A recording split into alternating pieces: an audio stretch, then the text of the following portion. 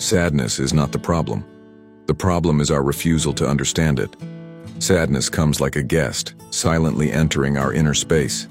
And instead of watching it, instead of allowing it to speak its truth, we immediately try to suppress it or escape from it. We turn to distractions, phones, people, addictions, ambitions, anything that can help us avoid feeling what is already inside us. But sadness has a message. It is a signal, not a punishment. It says something is not aligned with our truth, with our life, with our inner being. And instead of listening, we resist. This resistance is what creates suffering. Sadness alone is never dangerous. It is natural, just like joy. Both come and go. The real issue begins when the mind clings to it or runs away from it. Depression is not sadness. It is sadness that has been accumulated, rejected, and suppressed over a long time. It is sadness that was never allowed to be felt. The mind stores it, keeps it locked inside, and the weight of it grows silently, like a pressure cooker with no release. Eventually, the person breaks. Depression is that silent scream of the soul that was never heard. It's not a sign of weakness, but of deep misunderstanding. The mind is restless because it is never where it is. It is always chasing what is not, what could be, what should be. It lives in past memories or future hopes, and never rests in the now. And this restlessness is its way of avoiding looking at itself. Just like a person keeps walking fast so they don't have to feel their tired body, the mind keeps running so it doesn't have to feel its inner emptiness. But no matter how far the mind runs, it cannot escape itself.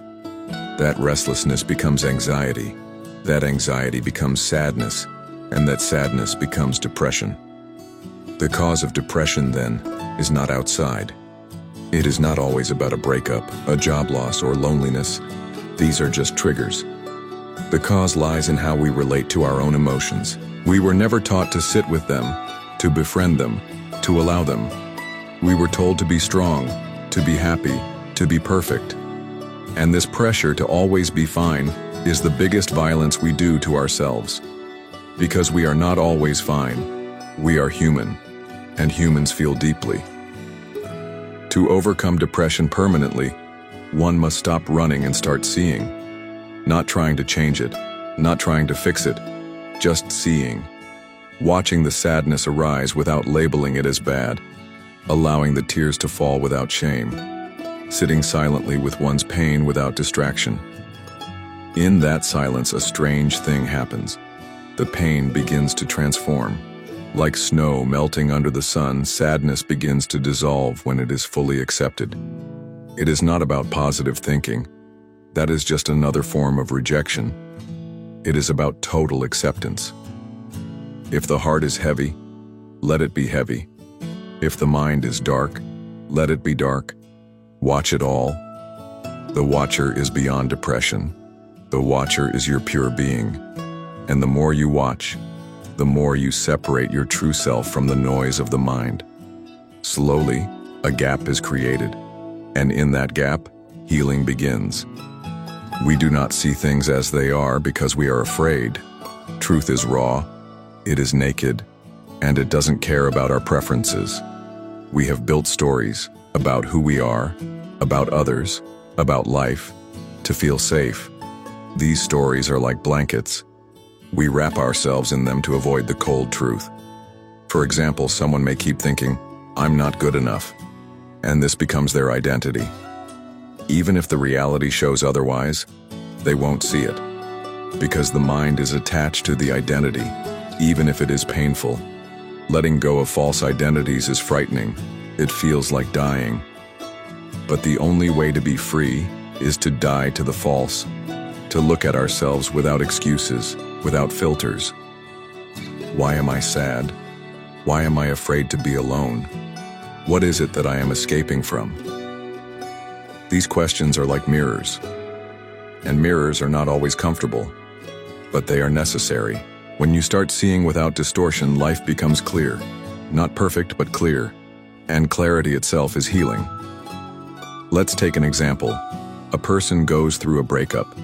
They feel shattered. At first they cry, Then they distract themselves with work or try to move on quickly. But the pain stays. It returns in silence, in moments of stillness. Instead of running, if the person just sits with that pain, breathes into it, observes it, they will begin to see the layers. Maybe it's not just about the breakup. Maybe it's about the fear of being unlovable. Maybe it touches childhood wounds of abandonment. Maybe it brings up the idea, I am not enough. And suddenly, the breakup becomes a doorway. Not a tragedy, but a mirror into the self. In this way, every sadness is a teacher. Every pain, a doorway. But we don't see it because we are always looking for comfort, not truth. And truth often comes wrapped in discomfort. The path out of depression is not upward, but inward.